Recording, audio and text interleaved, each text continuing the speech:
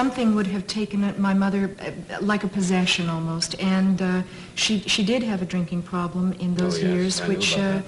At 86 years old, Christina Crawford sat quietly before an old tape recorder, the desk lamp casting a faint glow over her wrinkled face.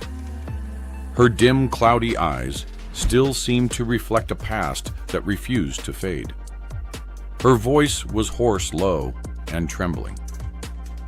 All my life, I thought my mother only acted in the movies. I was wrong. She never stopped performing, not even at home. Across the fog of memory stood Joan Crawford, the Queen of Hollywood, once clutching her golden Oscar, under blinding lights, now appearing only as a ghost decayed beneath layers of makeup. The old photographs still hung on the wall, that perfect smile, those glassy, frozen eyes, the trembling hand holding a glass of wine. Christina lifted her head and sighed softly. I only have two things left of my mother, her photograph, and the fear of footsteps in the night. And with those words, the glamorous hell, called Joan Crawford, slowly began to open its doors.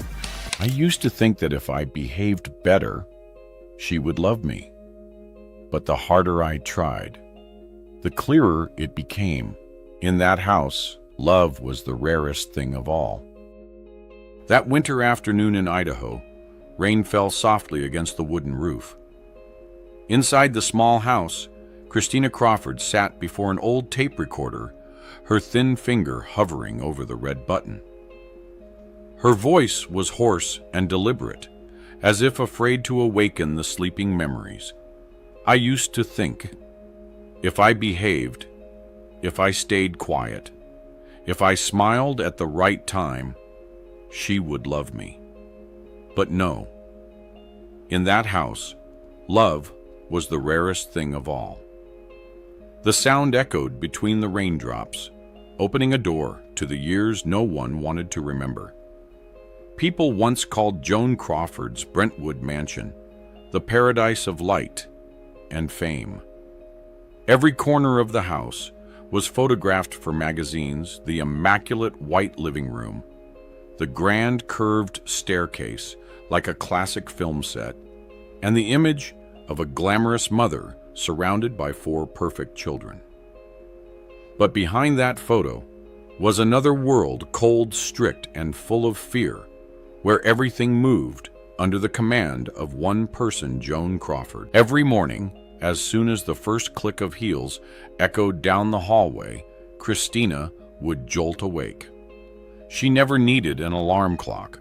Her body had learned to wake before her mother's anger could.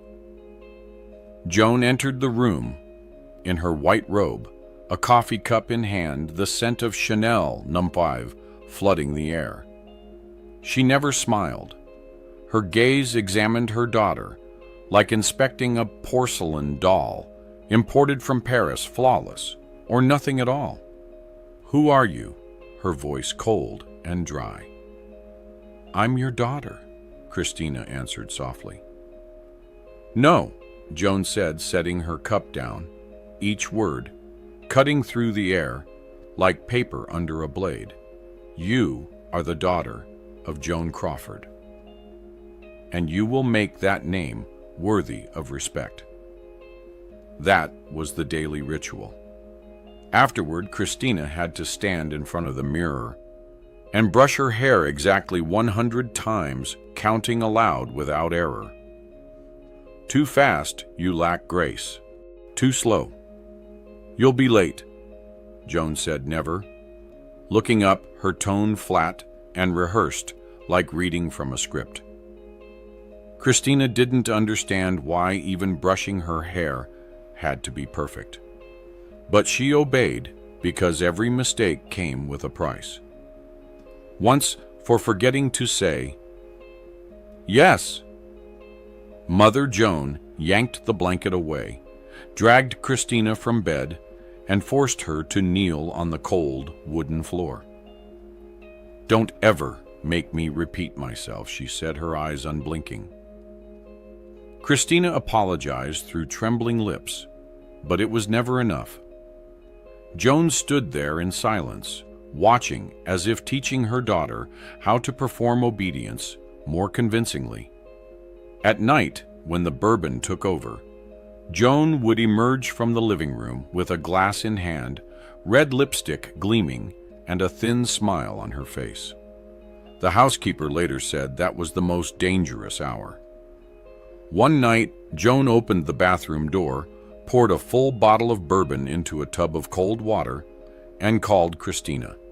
"Get in," she ordered. "Mother, it's cold." "Get in, wash yourself. Wash until you deserve to be my daughter." The girl stepped in the icy water. Dabbed her skin, the stench of alcohol burned her nose. Christina bit her lip, holding back her breath. In the mirror, she saw her mother watching her silently, eyes empty of compassion.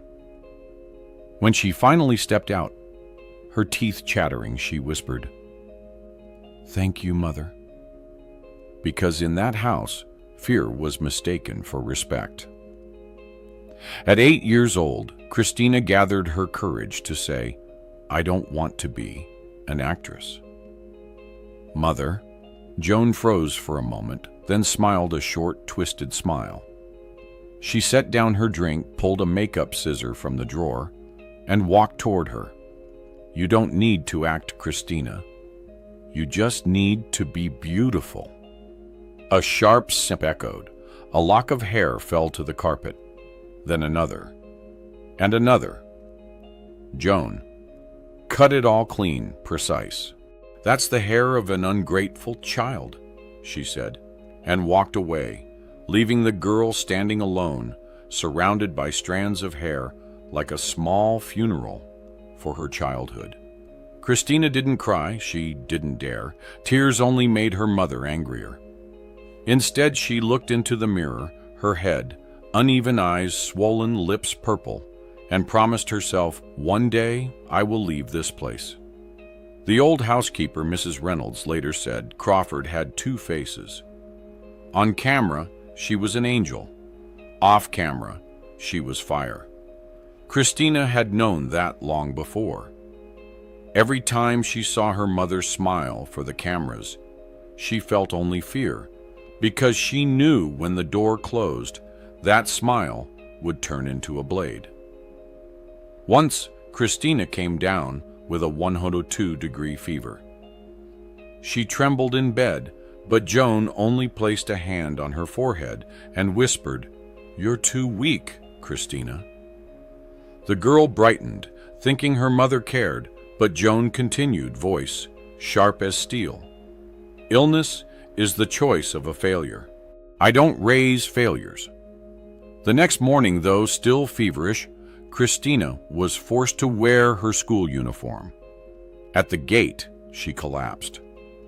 When the ambulance arrived, Joan leaned against the wall, lipstick perfect, and told reporters, "My daughter is strong.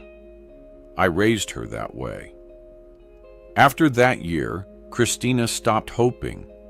She learned to read the language of high heels. 3 clicks, safe. 2 quick steps, storm coming. 1 pause, don't breathe. "I was even afraid of silence," she said later.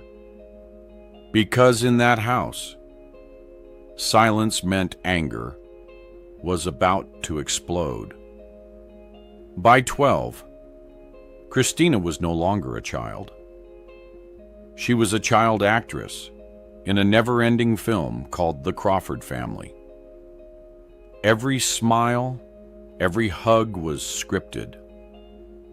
Every photo, printed in a magazine, was a perfect scene. And when the lights went out, Joan would drain her glass eyes empty and say, "Tomorrow we'll do it again." Now in her 80s, Christina still remembers every sound, the footsteps, the scissors, the drip of bourbon on the floor. "People called my mother a star," she said, voice quivering. "To me, she was a light that never went out, the kind of light that never lets you sleep." And the Brentwood mansion once hailed as the paradise of Joan Crawford. In her memory remains only a theater with no audience, where motherhood was disguised in makeup, and every wound was hidden beneath a flawless silk gown. She wasn't just a movie star. She was a child trafficker disguised as a mother. According to Christina, the story began in the summer of 1939, when Joan Crawford was at the peak of her fame. The press called her the Queen of MGM and the woman who never ages. Yet beneath all that glitter, Joan carried a single fear, the fear of being alone. When Hollywood studios forbade actresses from having children to protect their careers, Joan sought her own solution. No one could have imagined that her path would lead her to Memphis, Tennessee, to a child trafficking network masquerading as a legal adoption agency, the Tennessee Children's Home Society, run by Georgia Tann. Tann was a real person once praised by the press as the angel of orphans. But later, it was revealed that she had sold more than 5,000 infants to America's wealthy elite, forging documents, changing names and birth dates, and erasing their true identities. Among the secret client list discovered by Tennessee police in 1950, one name was marked in red: Joan Crawford, Los Angeles, California.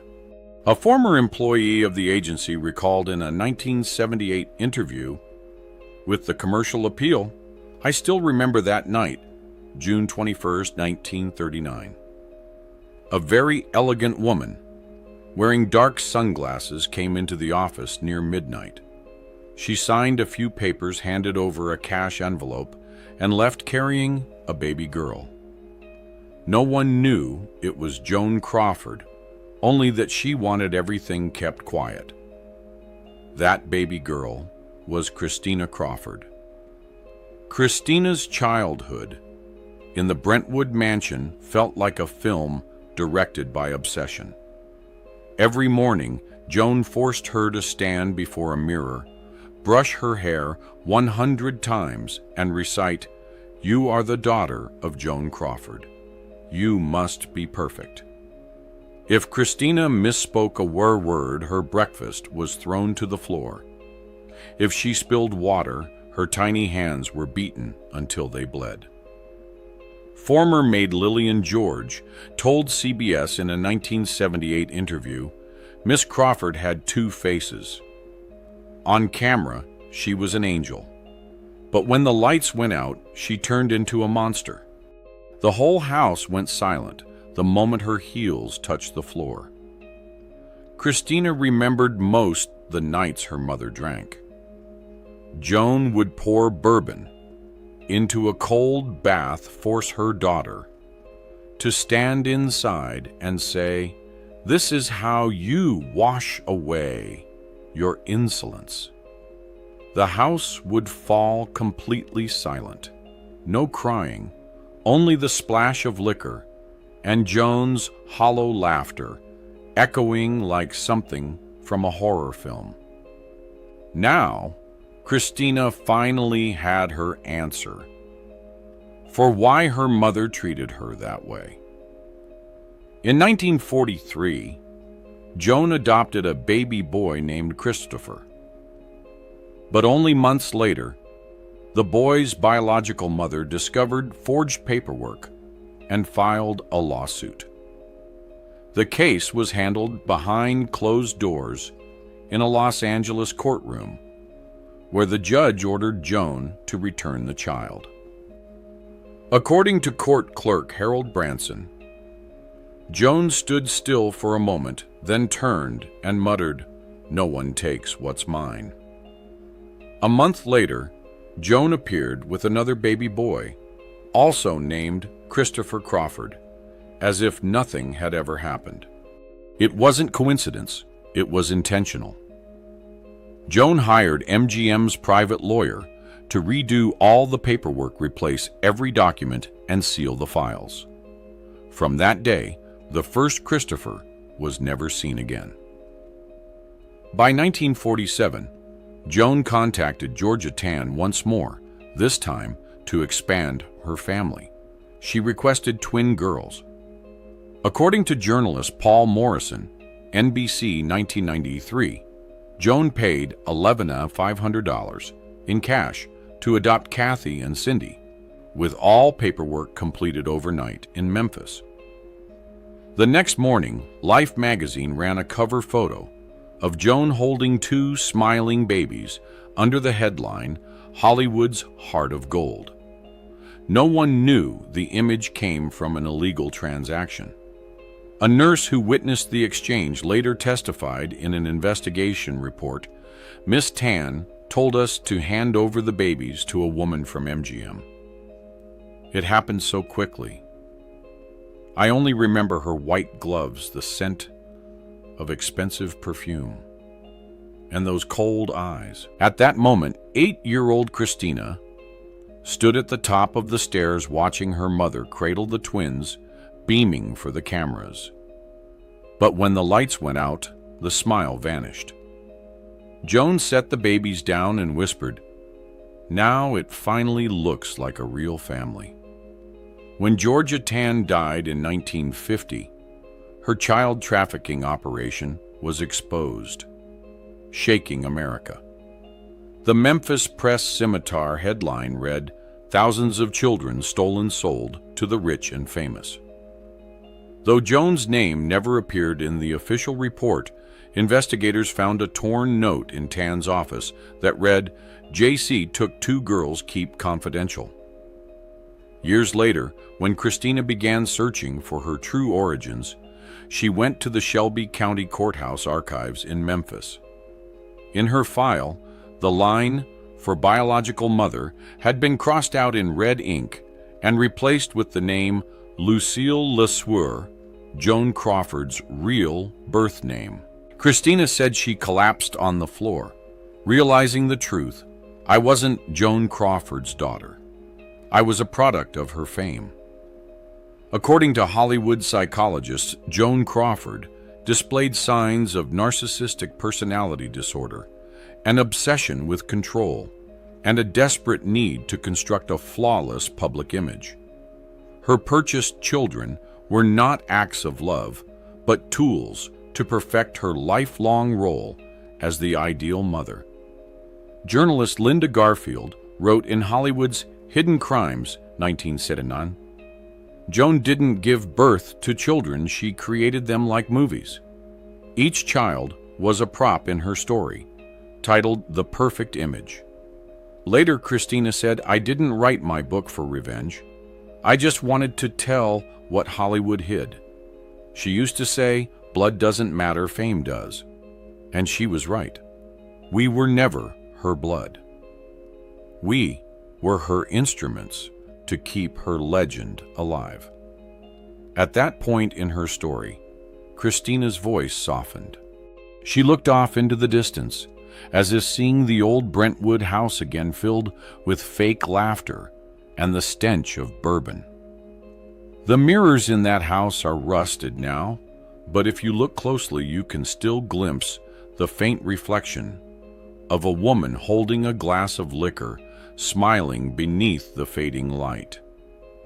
And it was that hunger for power, that obsession with victory and domination, that pushed Joan Crawford into her legendary feud with Bette Davis, the battle that shook Hollywood through the 1960s.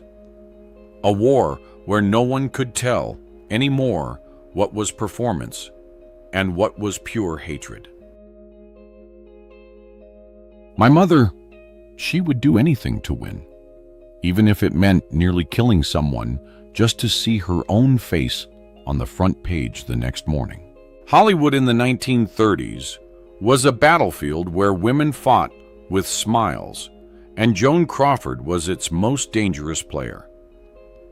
But there was one woman who refused to bow to her Bette Davis, Their feud began in 1935 when Joan, newly divorced from Douglas Fairbanks Jr., fell for actor Franchot Tone, who was then filming Dangerous with Bet.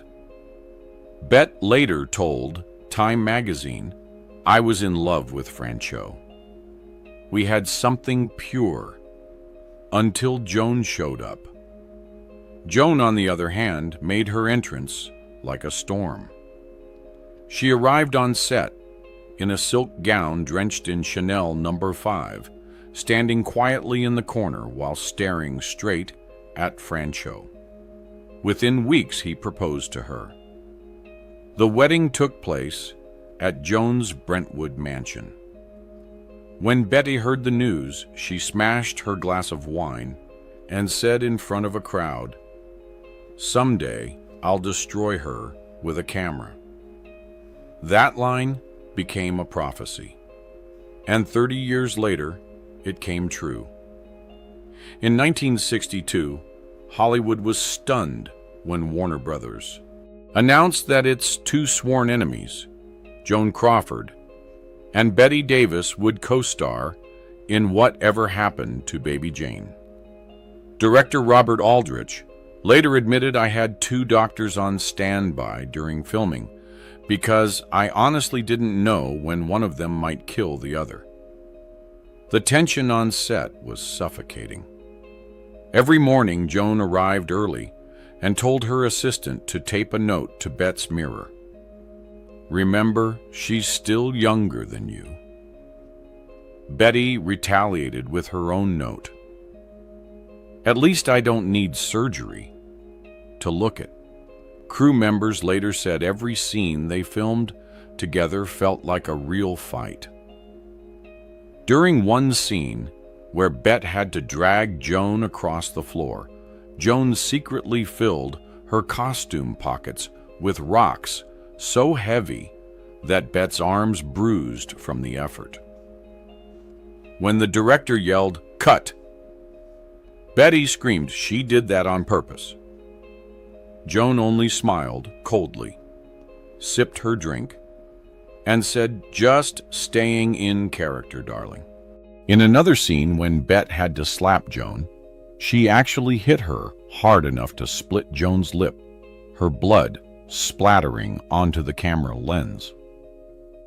Cameraman Ernie Anderson recalled, "The camera kept rolling and Bette never apologized.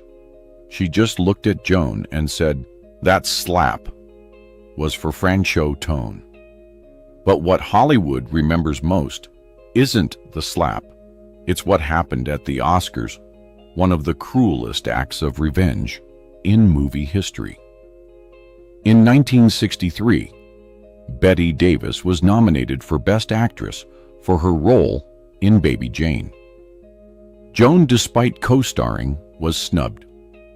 The press described her red carpet smile that year as a smile colder than a blade.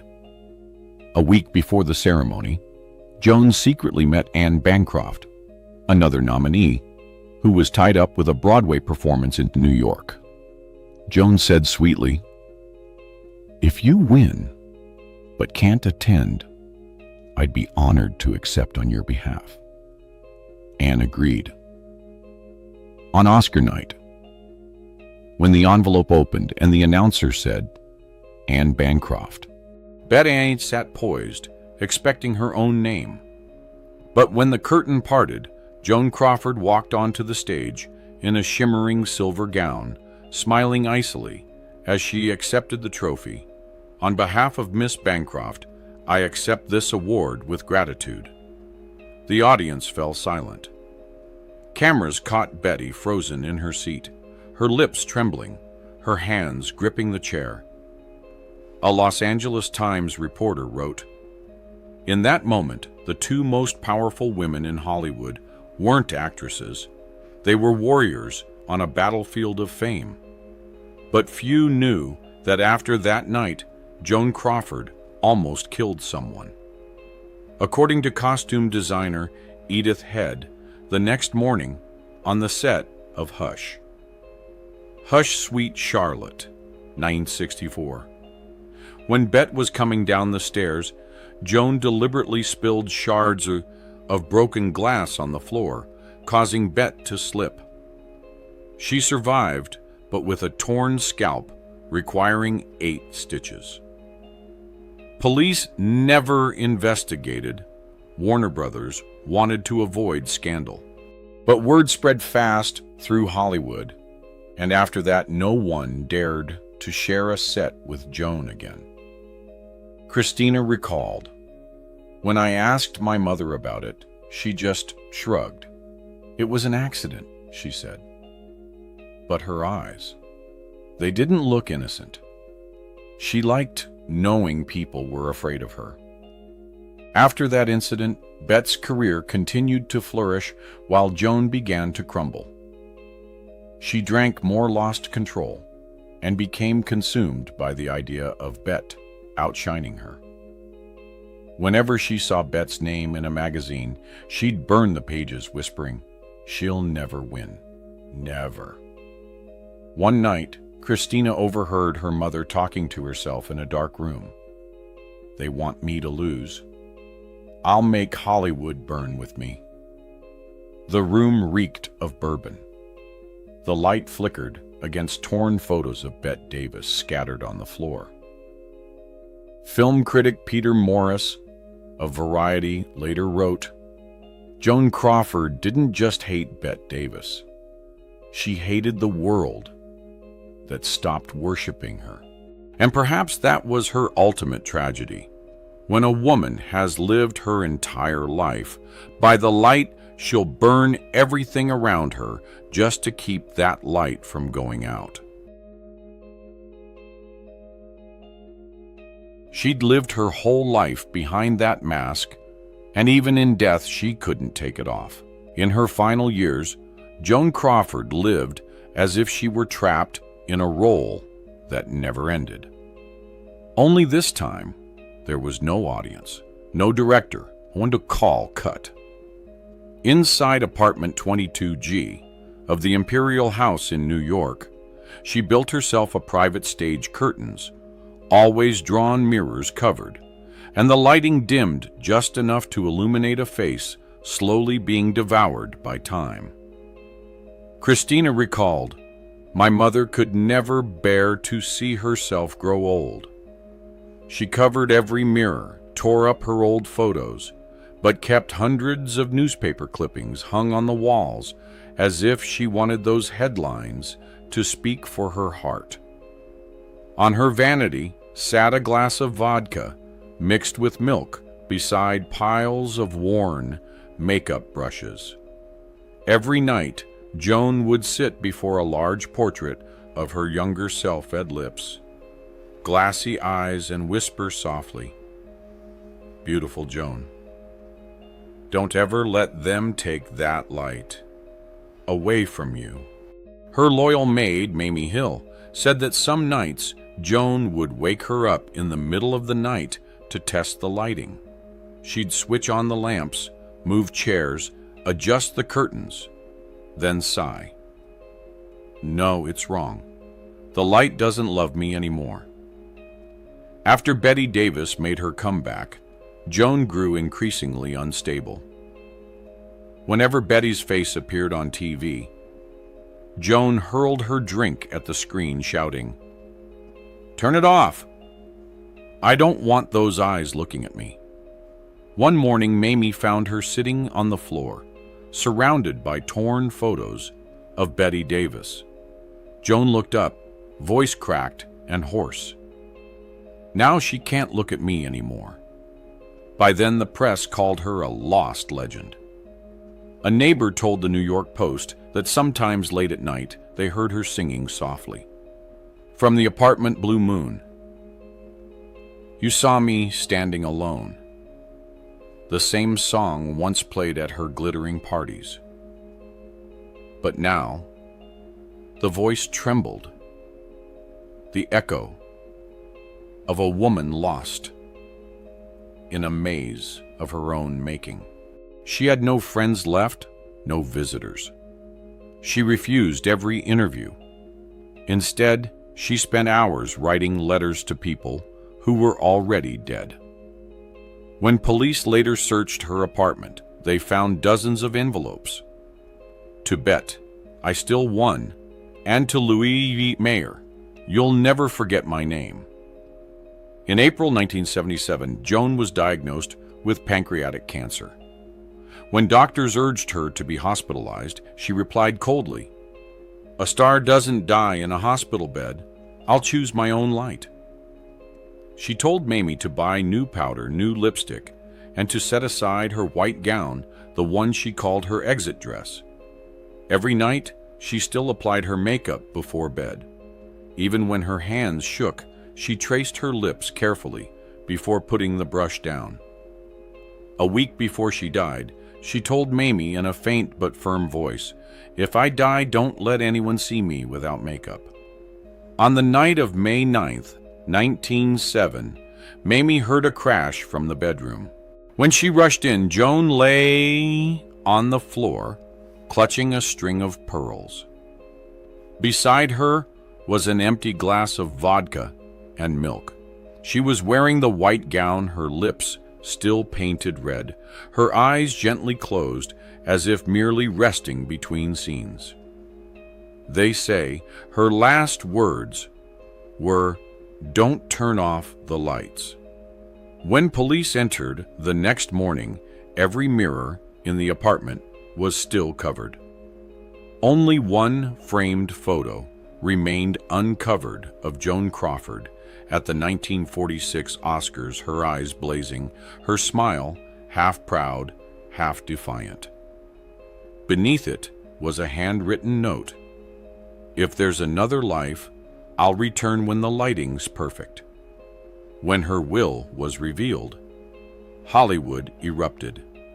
Her $2 million estate went entirely to charity, and her twin daughters, Kathy and Cindy. The names of Christina and Christopher were crossed out in red ink with the note. For reasons well known to them, Christina only laughed. She feared me even after death. A year later, in 1978, Christina Crawford published Mommy Dearest, and the golden facade of Joan Crawford crumbled. The book wasn't just a memoir. It was an indictment of an entire Hollywood built on masks. The press called it a slap across the face of perfection. When asked if she regretted it, Christina replied, "I didn't write for revenge. I wrote because no one believed I survived her." The film adaptation soon followed, forcing the world to witness what Hollywood had buried for decades, that behind the Oscar statuette were the scars, the tears, and the muffled screams. On premiere night, Christina didn't sit inside the theater. She stood outside, listening to the audience cry, and whispered, "Mom." Someone finally heard me. The old Brentwood mansion was later sold, but the new owners claimed that at night they still heard the echo of heels on the wooden floor. And sometimes the mirrors fogged up, revealing the faint outline of a woman smiling. They say, if you stand near the old shelf where a faded photograph remains, Joan Crawford smiling brightly, holding her Oscar, you might see in the faint reflection the figure of a small girl standing behind her, calm, no longer afraid. The lights of Hollywood have long since dimmed, but the shadow, named Joan Crawford, still lingers glamorous. Tormented and unwilling to ever leave the stage, she turned into her own tomb. Joan Crawford, the woman who lived by the spotlight and died in her own shadow. A legend, or a warning to those who chase fame and forget their soul. Christina Crawford told her truth. But was it the truth? Was Joan truly the monster in a movie star's mask? Or just another victim of a merciless industry called Hollywood? Share your thoughts below. Do you believe Christina or Joan? And if you want me to uncover more of the hidden darkness behind Hollywood's brightest legends, don't forget to like, subscribe, and ring the bell, because behind every spotlight, there's always a story no one dares to tell.